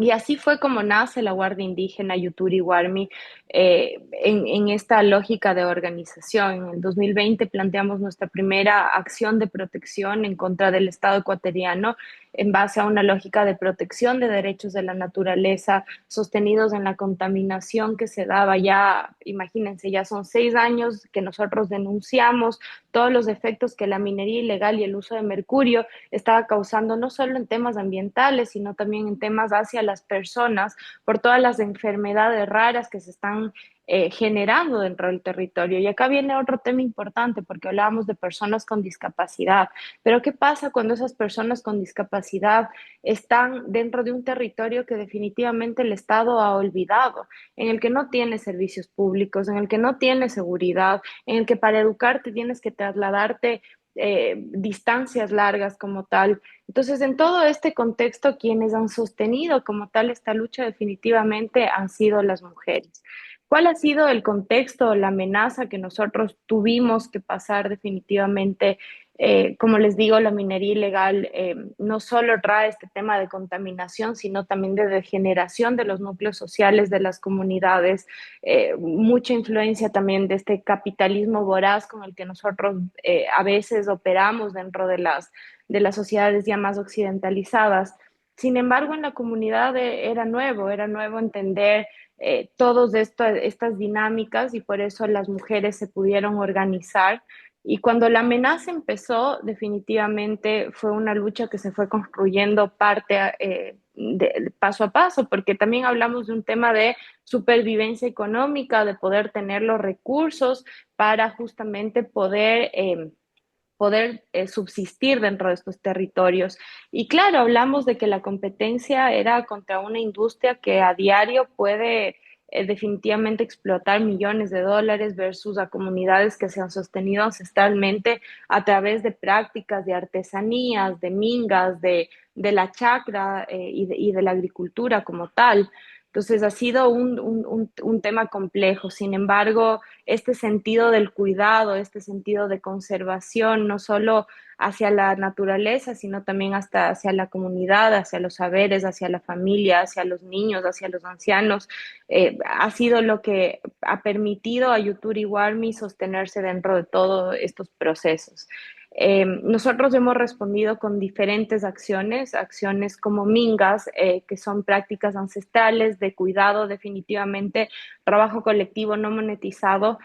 Todas usamos nuestros recursos, tiempos, conocimientos para objetivos comunes. Dentro de estas prácticas tenemos temas artesanales, lo que les decía, tenemos mingas para siembra de Ixpingo. El año anterior entramos en un proceso en el que la comunidad empezó a hacer huertos vivos de vainilla amazónica. Tenemos tecnificación y capacitaciones justamente también para los navegantes de ese río ancestral. Hay un programa ahora mismo de formación a todos los niños y jóvenes de la cuenca del Hatunyaku para poder generar recursos a través de estos recursos, de este medio en el que ellos se desarrollan como tal. En estas mingas, desde la economía del cuidado como tal, puede verse como un problema, ¿no? Quizá trabajo no remunerado, otra vez quizá las mujeres cargando solas. Y esta crítica tiene razón en ciertos contextos, pero en Yuturi Warmi la minga tiene una diferencia crucial. Es una decisión política colectiva, no es una imposición patriarcal. Nosotras elegimos hacerlo así porque el mercado no nos ofrece una alternativa que cuide el territorio tanto como nosotras lo hacemos. Y acá es importante un poco, voy a citar a Lorena Carnal, que es una feminista comunitaria indígena, que justamente ella acuñó este concepto de territorio con el cuerpo, ¿no? Y hablamos de cómo el cuerpo de la mujer es visto en muchos contextos económicos, cómo se ve a la tierra, desde esta lógica de explotación, y cómo el cuerpo de la mujer y el territorio es el primer espacio de resistencia, porque definitivamente cuando cuidamos nuestro cuerpo de la violencia, cuidamos el territorio. Cuando cuidamos el territorio de la minería, cuidamos nuestro cuerpo. No son dos luchas, definitivamente es una sola. Es una sola porque justamente es lo que hace posible esta economía donde el valor no se acumula, el valor circula. Y eso es lo que nosotros tenemos en la comunidad, el cuidado compartido de nuestros intereses, no solamente desde esta lógica de, mi familia, sino desde la lógica de la comunidad. Y hablando de esto, yo quisiera un poco resaltar estos logros que ha tenido esta organización social, tanto nacional como internacionalmente. Tenemos una victoria legal, en realidad son tres. Llevamos a juicio al Estado y a una empresa minera legal con capital chino denominada Terraert, en el cual nosotros pusimos sobre la mesa todo este tema de la contaminación con mercurio que realizan estas empresas legales dentro del territorio. Este fallo es un precedente definitivamente para toda la región, y es un fallo que lo hicimos nosotras desde la comunidad, con apoyo legal definitivamente, pero con la evidencia de lo que estaba pasando dentro de nuestro territorio, en nuestra memoria, como una prueba de lo que se vive ante esta violencia ambiental y social que genera todos los temas extractivistas. También nosotros, como les comentaba, tenemos mingas de siembra comunitaria, lo que nos permite subsistir en comunidad y generar una distribución adecuada y justa de los recursos. Lo que también nosotros estamos trabajando mucho es en la eliminación de intermediarios para que también así se garantice que este trabajo que se realiza en las mingas comunitarias sea justo y bien remunerado para toda la comunidad. Hemos generado varios documentales, no solamente de la problemática, sino también de la resistencia como tal de las Yuturi Warmi, tanto a nivel nacional como internacional. Esto nos ha puesto y ha puesto la problemática ambiental en otro esquema. Entendimos que este año el gobierno ecuatoriano declaró, después de 6 años de que tenía pleno conocimiento de la devastación ambiental que surgía en el territorio, el Estado ecuatoriano suspendió las actividades mineras contaminantes legales e ilegales, ¿no? Sin embargo, nosotros lo vemos bien, pero también decimos que tarde llegó esta declaratoria, ¿no? Se dejaron pasar 6 años en los que no se hicieron nada y finalmente también nos preguntamos qué tanto efecto tiene una resolución hecha desde un escritorio cuando en territorio nosotros seguimos resistiendo, la minería ilegal sigue subsistiendo, la minería legal busca las formas de engañar al sistema para volver a operar. Entonces, definitivamente un espacio tan biodiverso como el Ecuador, no podemos decir que no hay una afectación ambiental, que no hay una afectación territorial como tal y comunitaria dentro de ese entorno. Para mí es importante también entender todas estas luchas, la guardia, el monitoreo permanente que nosotros tenemos de territorio. Tenemos un sistema comunitario de alertas en la cuenca del Yaku que nos permite estar monitoreando los puntos que se van generando o se van abriendo con temas de minería legal e ilegal. Y en esta lógica también, ¿no? Lo que les decía y lo que es maravilloso en Serena es que definitivamente esta guardia indígena femenina, que es la primera guardia indígena de mujeres en el país y en la región, no ha excluido a los hombres, al contrario, los ha integrado y los ha integrado desde una lógica de cuidado, en que ellos sienten también esta lucha por el agua, por el cuidado a su comunidad, entendiendo que sí, se debe sostener, se deben desarrollar y demás, pero que lo esencial es la vida y la vida está mucho más relacionada al agua que al extractivismo. Entonces, es un poco por ahí, yo creo, y quiero resaltar este modelo de Serena y de Yuturi Warmi de integración plena de todos los participantes de la comunidad, no solamente mujeres, sino también hombres. Quiero también hablar sobre la conexión explícita con los textos de este foro. Ha sido importante entender cómo las prácticas corporales y espirituales de las mujeres son también prácticas de resistencia política. La minga no es solo trabajo, es ritual, es sanación colectiva, es reafirmación de soberanía, entendiendo que la remuneración es importante para nosotros, pero entendiéndola desde el origen de la comunidad. El patriarcado no llegó solo con la colonia, había patriarcado originario, ancestral antes, y la colonización lo amplificó y quizá lo fusionó con este capitalismo extractivo, pero definitivamente esto ha llevado a que nuestra lucha no puede ser solo contra la minería. Definitivamente es una lucha que se hace hacia adentro, se hace con nuestros cuerpos, se hace con nuestro cuidado, se hace con nuestro desarrollo, con nuestra nutrición. Y no solo física, me refiero a todo este cuidado incluso espiritual, a este cuidado intelectual que necesita la comunidad.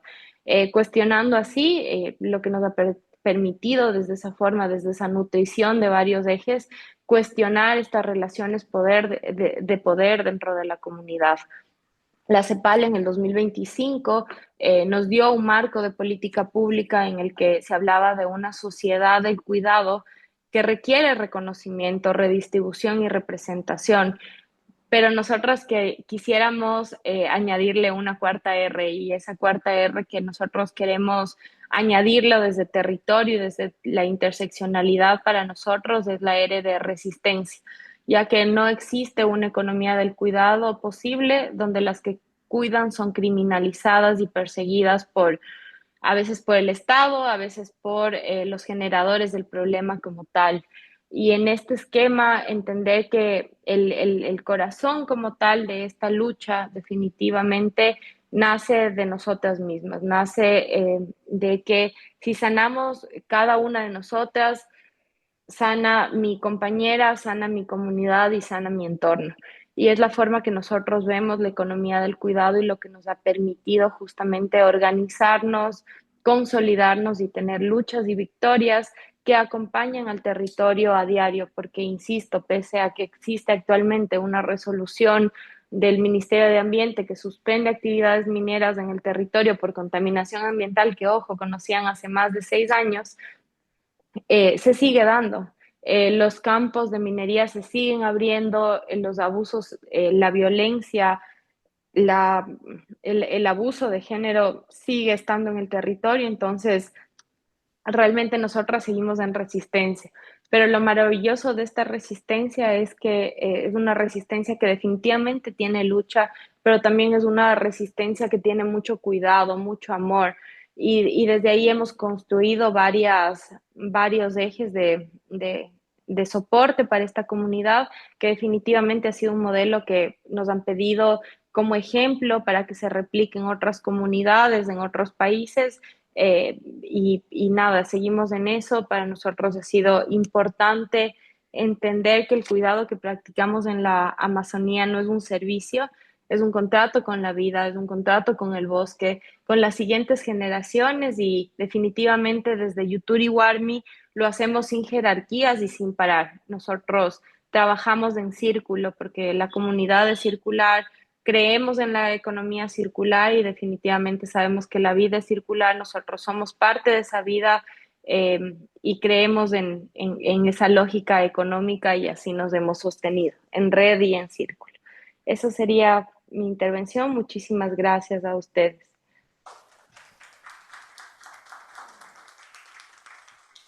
Muchas gracias, Estefanía, por esta valiosa y tan clara intervención. Queremos saber si es que Elsa ya se encuentra conectada. Mil disculpas. Sí, Elsa ¿está Elsa acá? sí, Ay, perfecto, acá está Elsa. Elsa, Estábamos buenas esperando. tardes. buenas tardes, ¿me escuchan? Sí, la escuchamos muy bien. Ya. Muchas gracias por su presencia en este panel interdisciplinario. Eh, por favor, le cedo la palabra. Muy buenas tardes, tengan el honor de saludarle desde acá de la Amazonía, de la provincia del Napo, la comunidad Serena. Justamente estoy en territorio. Agradecerles, ¿no? Primeramente por esta invitación y que escuchen la voz que es de territorio, no es simplemente de estar en un escritorio o en una ciudad. Nosotros somos mujeres guardianas de acá del territorio, estoy orgullosa, y pues darles un saludo fraterno a todos los que nos escuchan, a todos los que nos están viendo desde el territorio de donde las mujeres salimos y estamos trabajando en conjunto en un grupo colectivo de mujeres. Eh, sí, contarles un poco, como ya estaba conversando la compañera Steffi, es bonito, ¿no? Contar y escuchar, y que nos escuchen también los trabajos que se vienen realizando como grupos de mujeres, como hemos sido.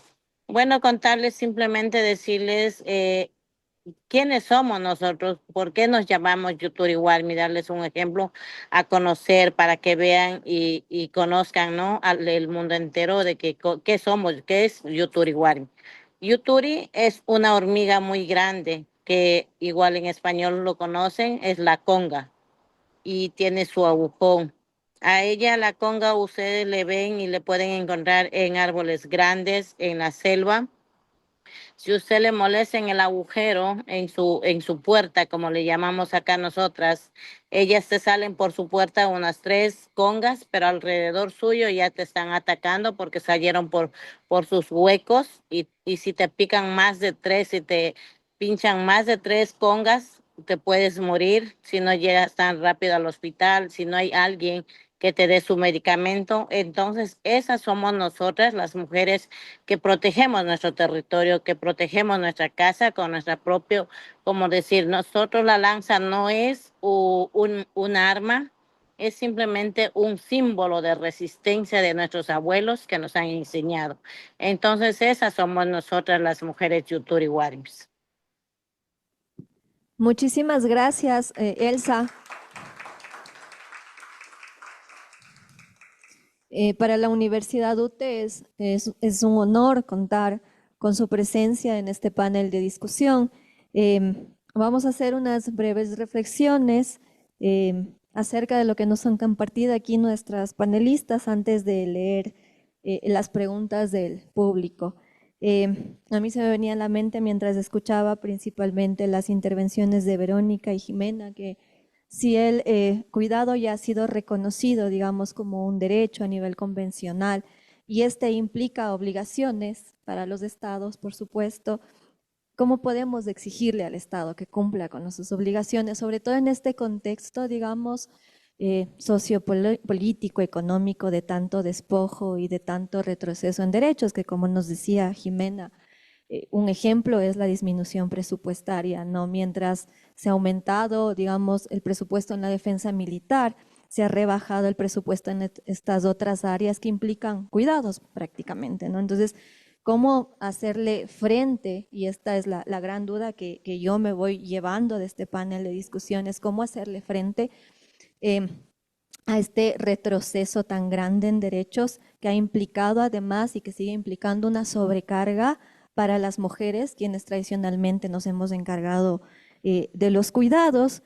Y aquí se me venía a mí una discusión que tuvimos hace poco en la Corte Constitucional, porque actualmente la Corte se encuentra conociendo un caso para ver la posibilidad de extender la licencia por paternidad a lo que es la licencia por maternidad.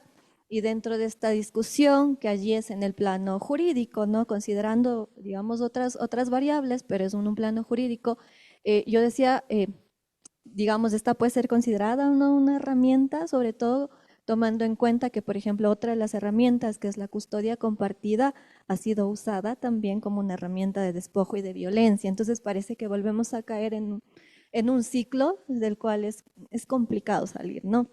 Entonces yo me llevo como estas preguntas o reflexiones que tal vez deberíamos como seguirlas trabajando del cómo llegar a este estado para que nos escuche, para que considere estas perspectivas y estas perspectivas tan valiosas también que nos han compartido nuestras compañeras de Yuturi Warmi acerca de el círculo como método de vida y de política y este paradigma, digamos, circular. Estas son unas breves reflexiones que yo quería hacer. No sé si Fernando quiere compartirnos sus reflexiones dentro de este panel. Muy cortito, porque creo que con lo que se ha expuesto está mucho dicho. Yo personalmente estoy en un momento intelectual de cierto escepticismo respecto al Estado. Lo que no significa que me haya convertido en un fanático del mercado, porque a mi juicio son dos caras de lo mismo. Son dos formas de opresión diferentes nada más. Y creo que tal vez un poco lo que hemos escuchado en el caso amazónico nos puede llevar a pensar, o sea, en el autogobierno de la sociedad. Solo pensando cómo eran las sociedades antes, ¿no? Si se ve, el trabajo del cuidado estaba distribuido. Solo un ejemplo. En un pueblo tradicional, antiguo, ¿quién cuidaba a los niños? Todos, todas. Los niños no eran de nada. O sea, los niños... ¿ah? Exacto. O sea, el cuidado de los niños era una bien social y una responsabilidad social, ¿no? Yo me recuerdo que a un escritor esmeraldeño que se crió en algún pueblito en la costa del Pacífico, me decía, mire, cuando yo era niño, los niños andábamos por el pueblo y llegábamos a cualquier casa y ahí había alguien que nos cuidaba, o nos daba de comer, o nos daba algo, y después íbamos a la otra casa y lo mismo. Y los juguetes, bueno, cogíamos, no había este concepto del aislamiento en una familia nuclear, que es otra forma de privatización. Lo mismo pasa con el trabajo.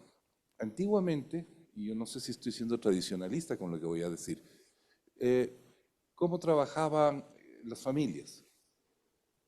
Trabajaban juntas. Los niños trabajaban con la mamá o con el papá, y yo no estoy hablando de que hay que promover el trabajo infantil, porque en realidad eso era aprendizaje, era una forma de educación, pero también era una forma de cariño, ¿no? O sea, el papá te llevaba a arar la tierra o qué sé yo, era una forma de también nutrición emocional, ¿no? Y tal vez nuestra estructura capitalista, ¿no?, ha roto lo que antes estaba unido, ¿no? Las relaciones humanas, entonces, por ejemplo, el hecho de que la gente tenga que salir a trabajar y esto que se habló, de que muchas mujeres tienen que moverse 2 horas para poder, ¿no?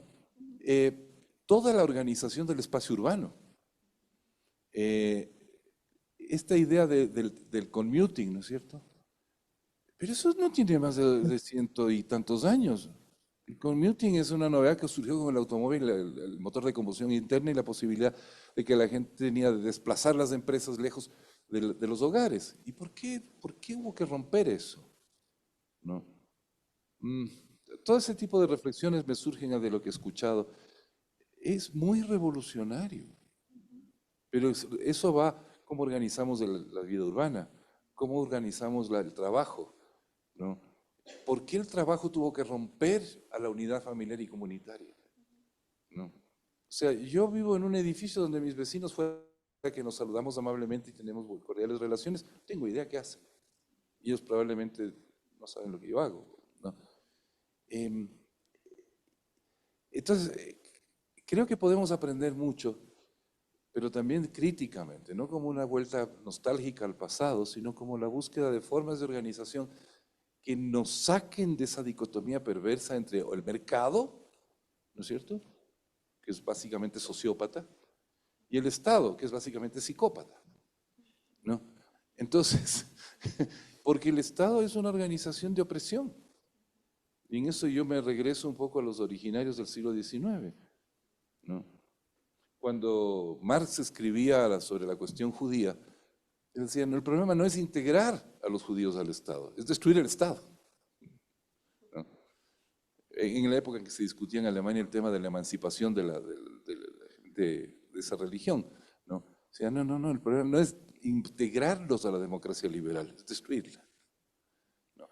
Y no destruir sus derechos y sus conceptos, no estamos por el estalinismo, ni mucho menos, sino esta idea de que la solución va a venir de una estructura jerárquica de poder que inevitablemente se hace burocrática, ¿no? O sea, pensar en la sociedad como dueña de sí misma.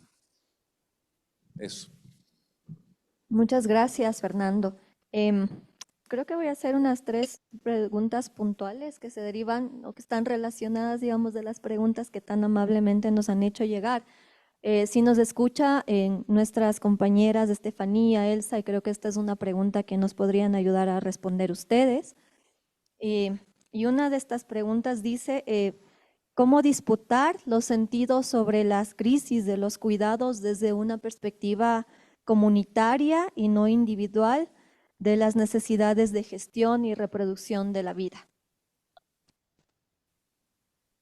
Sí, bueno, justamente, ¿no? Como las palabras tan sabias que decía Fernando previamente con respecto a cómo esta construcción de cómo funcionábamos antes en comunidad no debe ser romantizada, sino crítica en la lógica de cómo generamos esta nueva red de apoyo y resistencia y de cuidado.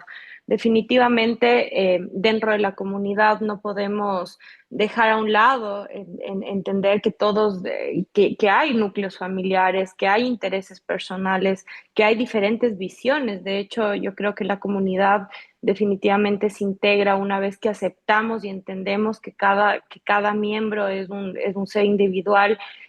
Sin embargo, lo que se ha construido dentro de la comunidad y lo que definitivamente ha llevado a que se participe de una forma colectiva y de una forma enfocados en el cuidado ha sido la resistencia en la lógica de una supervivencia por la vida, de entender que definitivamente tanto como le afecta a la mujer la lógica de la contaminación del agua, de la prostitución, de las drogas y de la violencia que trae el extractivismo al territorio, de la misma forma ellos eran afectados porque sus hijos ya, por ejemplo, no podían entrar al río, si ellos iban a recoger agua del río, tenían riesgo de enfermedad grave por todos los temas de mercurio y contaminación. Entonces, si me preguntas cuál ha sido un tema aquí puntual, es la supervivencia en el territorio, es sostener la vida, porque ese es el esquema en el que se desarrolla como tal la comunidad.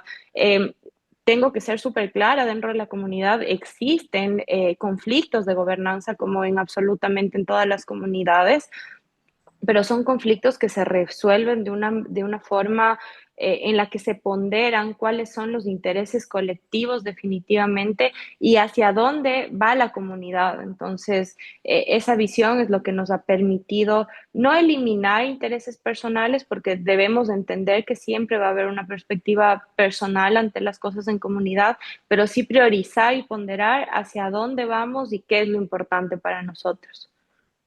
Muchas gracias, Estefanía. Hay otra pregunta que está dirigida a Verónica y que dice, ¿por qué a pesar de que existen estas iniciativas, digamos, de Naciones Unidas, de la CEPAL, en los sistemas de cuidado y en el marco de las 5 Eres, todo este bagaje de conocimiento e información no ha sido acogido dentro de las políticas públicas en Ecuador?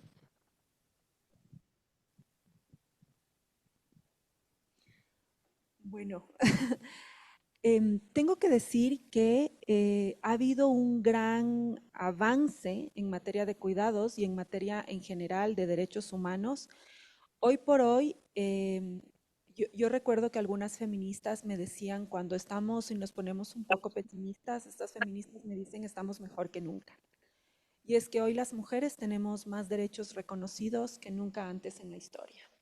Y es hoy cuando ya se habla de la transversalización del enfoque de género, por ejemplo, en las políticas públicas en el Estado. Tenemos en las EMPLADES, que no sé si exista todavía, pero en este ejercicio de planificación pública que hace el Estado hay guías de la transversalización del enfoque de género.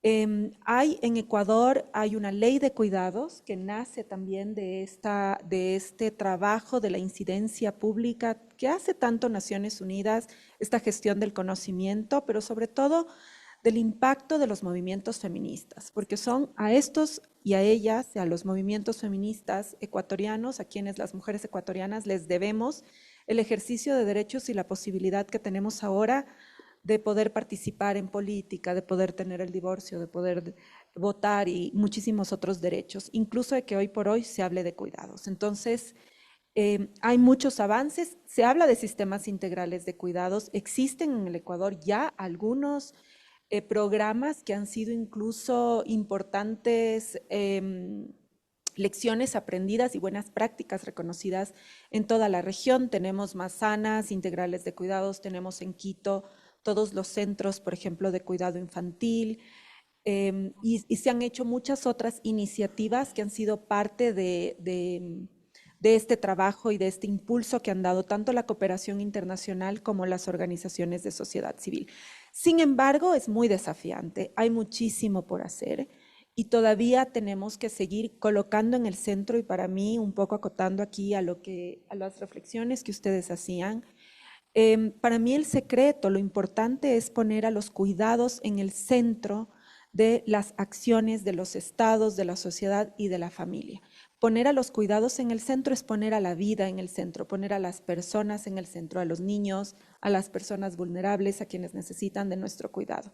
Cuando las ponemos en el centro, entonces comenzamos a planificar, a invertir, a desarrollar, a debatir en relación a estas necesidades y para poder satisfacerlas, ¿no? Mientras sigamos poniendo al capital, al dinero y a los intereses económicos en el centro, entonces vamos a seguir teniendo estados y sociedades que son injustas, desiguales, discriminatorias y pues también violentas.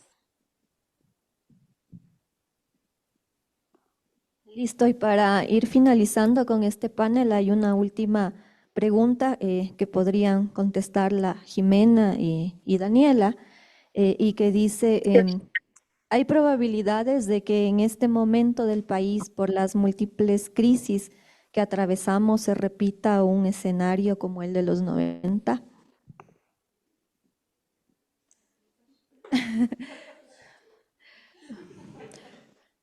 Bueno, justamente esta pregunta yo le hice a la economista Vilma Salgado cuando estaba realizando mi investigación. Y ella me decía, bueno, si bien no va a haber una crisis tan catastrófica como la de los 90 en el sentido económico, pues estamos regresando a una crisis de los cuidados. O sea, con todo lo que existe ahora con bueno, voy a hablar con el gobierno actual y también con la recesión de derechos que también estamos teniendo, pues netamente está existiendo una crisis de cuidado. Entonces, si bien no estamos a la misma altura de una crisis económica tan potente como la del feriado bancario y también de la dolarización, la crisis de los cuidados pues tiene que ser, en verdad tiene que ser algo emergente, porque estamos viviendo otra vez lo del mercado laboral, la gente no le alcanza para comprar las cosas, la canasta básica está por los cielos, entonces estamos viviendo eso, pero no con una crisis económica tan fuerte como la que vivíamos en los 90. Entonces, eso es lo que debemos pensar, analizar también desde los colectivos feministas, pues buscar también alternativas. Ayer justamente estaba hablando igual con un economista, con el economista Páez, y él decía, bueno, a la final lo que podemos hacer es como que las mujeres también se incluyan con los hombres y se pueda como hacer estas redes de cuidado, no entre solo, obviamente entre mujeres también es muy chévere como la idea, pero también sí debemos buscar como otras opciones para que desde el pensamiento también pues entendamos que los cuidados no solo recaen en las mujeres, sino que también sea prioridad de las familias y no solo pues las mujeres seamos afectadas. Eso. Bueno, creo que sí, quizás no podríamos quizás resistir una crisis de los 90 parecida, pero bueno, creo que voy a hablar un poco también de lo positivo y es, por ejemplo, la construcción ya posterior a toda esta crisis. Las mujeres tienen una cosa que las compañeras de la fundación lo deben saber bien, es las cajas de ahorro, ¿no? Que, por ejemplo, fue una cuestión también de una estrategia de sobrevivencia económica así tan potente que está sucediendo en un montón de territorios donde, por ejemplo, yo también como activista practico el ahorro de las cajas chicas, etcétera, que viene de esta experiencia, que viene de la desconfianza total que tiene ya la sociedad en general. Creo que las mujeres desconfiamos muchísimo más de la institucionalidad del Estado por todo lo que nos debe. En términos económicos, tenemos ya algunas estrategias que son interesantes y que tienen que ver con la economía circular, la reciprocidad y otro tipo de cuestiones que vienen también traídas de toda la teoría y de la praxis del feminismo, de la economía feminista, por ejemplo, que Nancy Fraser, todas las compañeras que nos vienen a un poco a darnos, ¿no?, ejemplos de cómo hacer en estas crisis. A mí lo que me preocupa muchísimo, más allá de los 90 en términos de crisis financiera, es que, claro, efectivamente los cuidados se pusieron en crisis y actualmente yo siento que vivimos una catástrofe de los cuidados en este momento, que no es solo una crisis, es una catástrofe, porque definitivamente tenemos poquísimo acceso a la salud, por ejemplo, donde el cuidado básico de la vida está en riesgo. Entonces, ahí mira que muchas de las mujeres tienen que pasar muchísimo tiempo cuidando a sus enfermos en las casas, y eso nadie lo sabe. En este preciso momento hay mujeres que con poquísimos recursos están cuidando de sus enfermos en las casas después de haber sido negada la atención en los hospitales. Hay una situación gravísima con el Ministerio de Inclusión Económica Social, que ya no se llama así, que es un Ministerio de Desarrollo, que ya no va a centrarse en todo lo que un MIE se centraba anteriormente, que había una institucionalidad, de alguna manera, a quien hurgar por los derechos de los niños, niñas y adolescentes, por ejemplo, que es la población incluso más vulnerable de nuestra sociedad, por los adultos mayores, ¿no? Donde los recursos económicos y el financiamiento se ha ido realmente mermando. Y la eliminación del Ministerio de la Mujer y Derechos Humanos. Entonces, yo digo, hay un desmantelamiento en ese sentido de lo estatal y nos preocupa sobremanera a las mujeres y a las cuidadoras y a las trabajadoras remuneradas del hogar, porque son ellas quienes están cargando de esos trabajos de cuidado no asalariados y también de los que son poco remunerados. Aquí decían, hay mujeres que cobran poquísimo por el trabajo de cuidados que hacen en los hogares, y cada vez vamos a ir aumentando más en la necesidad de que estas compañeras racializadas, incluso también desde una perspectiva racista también, hegemónica, las contratamos, ¿no es cierto?, en la urbe para que cuiden de nuestros hijos y hagan el trabajo más importante de la vida y les pagamos lo menos posible, ¿no? Entonces yo creo que sí vivimos una catástrofe, pero al mismo tiempo hay unas estrategias bien importantes. A mí me ha contentado muchísimo lo que la compañera nos presentó y lo que se está haciendo en territorio, ¿no? Y cómo lo manejamos a través de las redes, o sea, las redes territoriales y comunitarias del cuidado, de, como decía también Fernando, un poquito retroceder a nuestras dinámicas más ancestrales del cuidado de la vida, ¿no? De cómo, no sé, cómo le colaboramos a la vecina del frente que le vemos con su chiquito que está hasta las 10 de la noche vendiendo, ¿no? Cómo hacemos y compartimos nuestra casa también como un espacio público del cuidado. Hay que desprivatizar el cuidado y abrir las puertas de nuestros hogares, hacer círculos de cuidado. Porque si no lo hacemos, yo te vengo pensando esto desde ayer, que fui al frente donde la vecina es una compañera bien bonita, bien chévere, y tenía su guagua enfermo. Y yo decía, yo le estoy comprando y me voy, y me vale un bledo, por decirlo así, si su guagua está enfermo o no, mientras a mí me sirva, ¿no es cierto? Entonces, unas relaciones utilitaristas totalmente dañinas. Entonces, creo que, bueno, yo soy ahora mamá también y entiendo desde otra forma los cuidados y creo que hay que abrir la puerta a hacer más público los cuidados, no desprivatizarlos. Muchas gracias.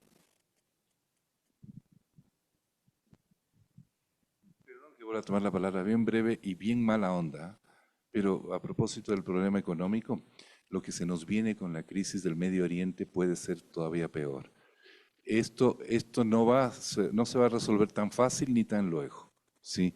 Aunque no estén cayendo las bombas, siguen bloqueados los pasos navales, el impacto ya se está viendo en los combustibles y en toda la cadena de valor y en los fertilizantes. Va a haber un problema terrible con la alimentación y el problema es de que sin fertilizantes no se siembra o no se siembra de manera competitiva. O sea, si vamos a entrar en toda la economía de la guerra y las consecuencias que vamos a enfrentar, yo creo que es importante empezar a preocuparnos cómo vamos a enfrentar esto, ¿sí? Porque se viene un tiempo, no sabemos cuánto, en que esto, sin contar con todos los peligros de guerra mundial, sin contar con todo el tema de que Estados Unidos se pegó mucho a la estrategia norteamericana, estadounidense, que nos quita otras posibilidades de colaboración internacional. La situación de Estados Unidos puede que empeore bastante. Y bueno, les dejo, creo que no es necesario, pero es un desafío que hay que ir pensando, porque así como el año 99, tal vez ahora con las experiencias acumuladas, porque va a ser... Sí, no, ves bien heavy lo que puede estar viniendo. Yo creo que las organizaciones tienen que ir pensando qué proponen. La nueva ley de transparencia, se están cerrando organizaciones, se están cerrando cuentas, se están cerrando todas esas organizaciones que finalmente estaban ayudando al Estado en la protección de derechos. Entonces estamos un poco fritos. De acuerdo. Pero con esperanza. Ahí estamos. Iki. Bueno, muchas gracias a este espacio. Un aplauso para... Muchas gracias también a la distancia, Elsa y Estefanía, y las comprometemos para que nos sigan acompañando en estos espacios que son tan importantes. Muchas gracias, Fernanda. Gracias, y solo si puedo agregar algo final.